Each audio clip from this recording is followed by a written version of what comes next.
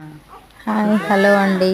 మరొక కొత్త విషయం చెప్దామని నేను ఈ వీడియో చేశానండి.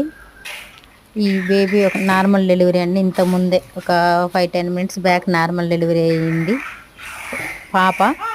మనం డెలివరీ కాగానే పిల్లలు వాళ్ళు ప్రెజర్ తోటి, అంటే మన డెలివరీ పెయిన్స్ తోటి బాగా ఇబ్బంది పడటం వల్ల పిల్లలు ఉమ్మనీరు అనేది మింగేస్తారు.